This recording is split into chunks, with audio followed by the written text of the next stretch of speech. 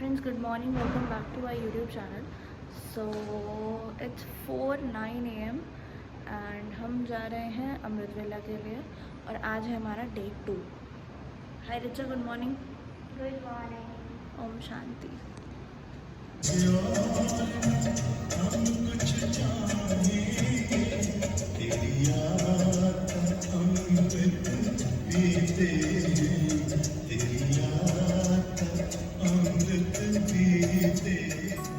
तो दोस्तों, हम गए थे मुरली सुनने के लिए डायमंड हॉल और आज का जो दिन था वो था संडे। तो संडे जैसे कि आप लोगों को पता है कि अव्यक्त वाणियाँ चलती हैं, तो आज अव्यक्त वाणी का हमारा दिन था। तो बहुत ही अच्छा लगा, बहुत अच्छा एक्सपीरियंस था अव्यक्त वाणी डायमंड हॉल में बैठ कर के सुनने का। उसके बाद अव्यक्त वाणी जैसी हमारी अव्यक्त मुरली ख़त्म होती है, उसके बाद भोग लगता है, तो भोग संदेश भी सुना। फिर हम वापस आनंद सरोवर चले गए। हम संजय पार्क, ये बना हुआ पुष्पक विमान। इस पार्क का इनॉग्रेशन दादी जानकी द्वारा हुआ था और बहुत ही सुंदर पार्क बना हुआ है। ऐसे बैठने के लिए ये एक स्पॉट बना रखा है, झूले लगे हुए हैं, इधर इस तरीके का बना हुआ है। अभी नीचे जाती तो फिर मैं दिखाती हूँ, पर बहुत ही सुंदर बना हुआ है, बहुत ही सुंदर, बहुत अमेजिंग है। इसमें ऐसे रास्ता बना हुआ है।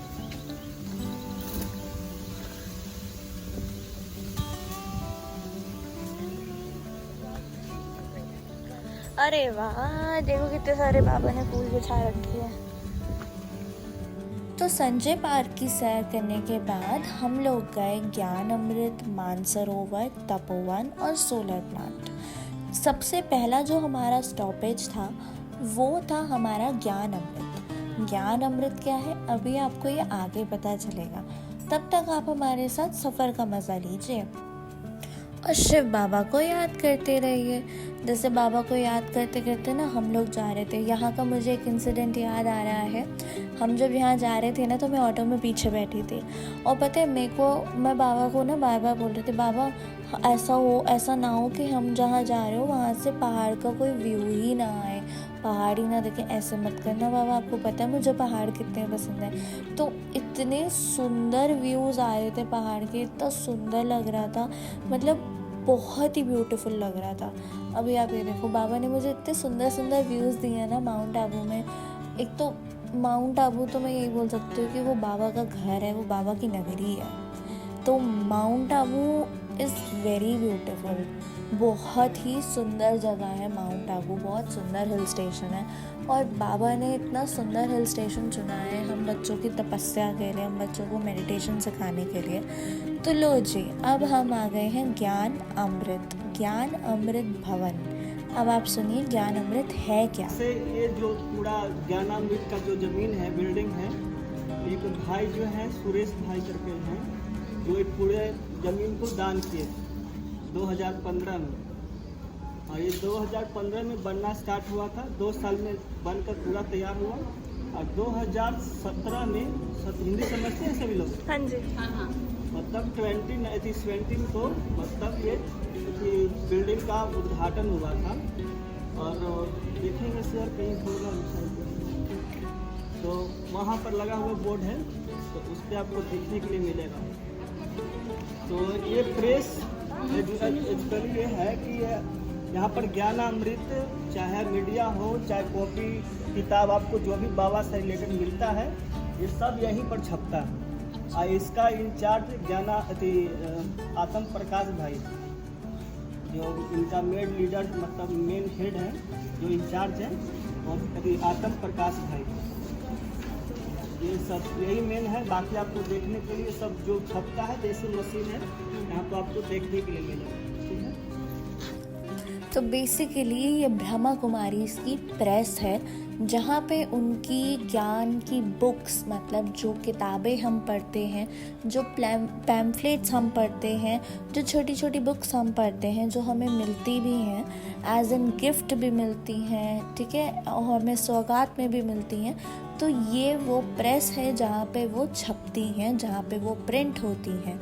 तो ज्ञान अमृत के अंदर बाबा से जुड़ी जो भी किताबें हैं वो सब आपको मिलेंगी। इवन देन सिस्टर शिवानी की जो लिखी हुई जो बुक्स हैं वो भी आपको यहीं पर ही मिलेंगी, क्योंकि वो सब भी आपकी यहीं से ही पब्लिश्ड होती हैं। और यहाँ पे हमारा जो ओम शांति मीडिया है वो भी मिलेगा। बाबा की अव्यक्त वाणियाँ भी यहाँ पे ही प्रिंट होती हैं।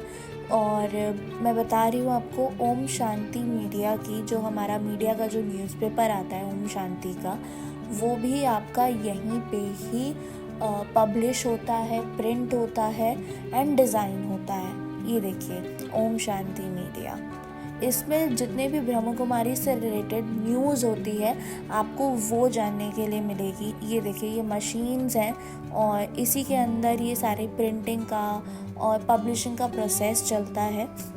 ये बहुत बड़ी प्रेस है और बहुत ही ज़्यादा मैं ये बोल सकती हूँ कि बहुत ही ज़्यादा हाई रेजिस्टेंस पे ये काम होता है एंड बहुत ज़्यादा बल्क में यहाँ पे बुक्स बनती हैं। एज यू कैन सी कि ये एक बहुत बड़ी प्रेस है, ये छोटी प्रेस नहीं है, ये एक बहुत बड़ी प्रेस है।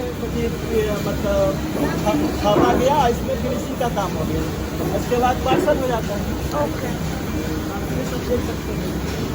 तो भाई जी हमें वो प्रोसीजर बता रहे थे कि यहाँ से बुक्स हमारी पार्सल भी हो सकती हैं, हम अपने घर पे भी डायरेक्ट इसको ऑर्डर भी कर सकते हैं। इसको फ्लैट मैकिंग बोलते हैं। ओके।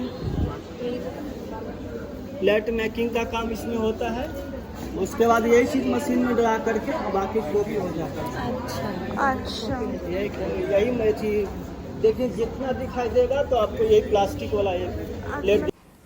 उसके बाद ज्ञान अमृत में बने हुए बाबा रूम में बैठ कर के थोड़ी देर बाबा को हेलो बोला। फिर बाबा को ये भी बोला कि बाबा आपकी ज्ञान अमृत प्रेस जो है ना वो बहुत सुंदर है। फिर बाबा से थोड़ी बहुत बातें करके हम निकल गए अपनी अगली डेस्टिनेशन की ओर।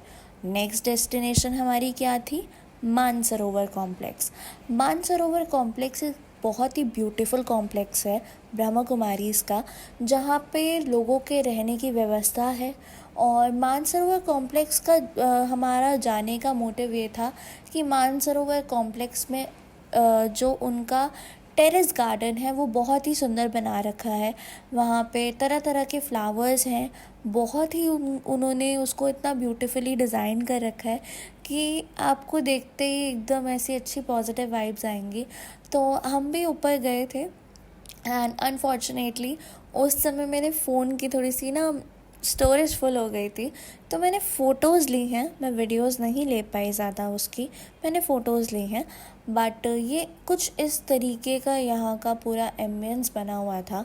और हम कहीं पे भी किसी भी ब्रह्मा कुमारीज़ कॉम्प्लेक्स में जाएंगे तो वो बहुत ही सुंदर बने होते हैं, बहुत ही ब्यूटीफुल बने होते हैं और हर जगह हमें अपना यज्ञ इतिहास दिखता ही दिखता है।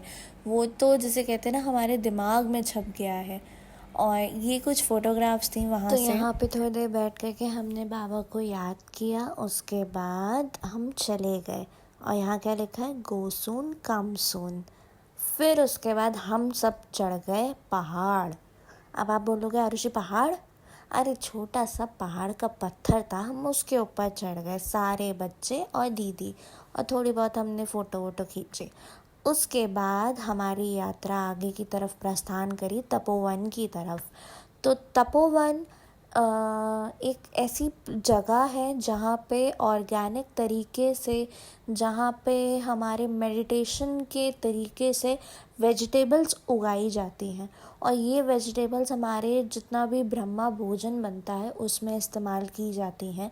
जो भी हमारे यहाँ सब्ज़ी बनती है मधुबन में, वो सारी हमारी तपोवन से ही आती है। वो हमारी खुद की ही फार्मिंग है, हमारी मतलब हमारे ब्रह्म कुमारी परिवार की खुद की फार्मिंग है। और बहुत ही प्योर और ऑर्गेनिक वे में, बिना किसी पेस्टिसाइड्स के, बिना किसी केमिकल के यूज़ के ये सब्जी ग्रो करी जाती है। और बहुत ही ज़्यादा मतलब ऐसे बहुत बड़ा एरिया है ये, जहाँ पे ये प्रॉपर फार्मिंग कराई जाती है। इवन देन जो भी फार्मर्स होते हैं उनको इस टाइप से ट्रेनिंग दी जाती है कि कैसे वो बिना केमिकल्स, बिना पेस्टिसाइड्स, बिना फर्टिलाइज़र्स के वो सब्जियों को ग्रो कर सकते हैं, और उन सब्जियों का स्वाद जो बाहर हमारे मार्केट में सब्जियां मिलती हैं उससे बहुत ही अलग होता है। क्योंकि मैं पूरा एक हफ़्ता वहाँ पे रही हूँ, मैंने वहाँ का खाना खाया है, तो बहुत ही अलग होता है। और यहाँ पे बाबा का रूम था, तो बाबा रूम में तो फिर मेडिटेशन तो बनता है ना, तो बाबा रूम में मेडिटेशन किया। फिर बहुत ही सुंदर व्यू है तपोवन का भी, बहुत ही ज़्यादा ब्यूटीफुल है। तो हम लोगों ने यहाँ पे एक बैटरी रिक्शा कर ली थी, तो उसी में हम सारे घूम रहे थे। तो तपोवन पैदल चलने के हिसाब से बहुत बड़ा है और यहाँ पे देखने के लिए बहुत कुछ है। तो आप भी जब भी आप माउंट आबू जाओ तो आप तपोवन ज़रूर जाना, क्योंकि यहाँ पे जिस तरीके से ऑर्गेनिक मेथड से सब्जियाँ उगाई जाती हैं वो कहीं और भी मैंने अभी तक नहीं सुना है कि मेडिटेशन के वाइब्रेशन से वो सब्जियाँ उगाई जाती हैं। और लिटरली मेडिटेशन की ही वाइब्रेशन से उन सब्जियों के अंदर इतना अच्छा टेस्ट आता है कि वो टेस्ट आपको जो मार्केट में सब्जियाँ मिलती हैं ना उसके अंदर भी नहीं मिलेगा। तो सारे योग बल से उगती हैं ये, और बहुत ही सुंदर था तपोवन। बाबा के किसी भी कॉम्प्लेक्स में चले जाओ आप, बाबा के किसी भी एक ऐसे स्पेस में चले जाओ, तो वो उनकी वाइब बहुत ही अलग होती है। उसके बाद हमारा last destination solar power plant, जिसकी बदौलत हम इलेक्ट्रिसिटी जनरेट करते हैं, जिसकी बदौलत हमारे हर एक कॉम्प्लेक्स में इलेक्ट्रिसिटी आती है, जिसकी बदौलत हमें सारे इक्विपमेंट्स चलाने को मिल जाते हैं, अपने फ़ोन चार्ज करने को मिल जाते हैं। तो वो एक सबसे बड़ा प्रोजेक्ट है ये सोलर पावर प्लांट। और ये जगह इतनी खूबसूरत थी क्योंकि हर तरफ वो सोलर प्लांट लगे हुए थे, तो ये इतने बड़े बड़े हैं, और इसके जस्ट पीछे ही पहाड़ का व्यू था जो कि बहुत ही ज़्यादा सुंदर लग रहा था। आप देख सकते हो ये इतने बड़े बड़े लगे हुए थे। मैंने आज तक कभी सोलर प्लांट नहीं देखे, पर बाबा के घर का ये सोलर प्लांट इतना ज़्यादा वंडरफुल था, और मुझे देख कर के इतना प्राउड हुआ कि यार मतलब हम लोग ये भी कर रहे हैं। तो ये छोटे छोटे ग्लिम्स थे वहाँ के। तो गाइस मुझे बहुत प्राउड फील हुआ इस मोमेंट पे, that I am very proud to be a Brahma Kumaris. So that was it for today's vlog. Thank you so much. Do like, comment, share and subscribe to our YouTube channel, which is Rupali's World.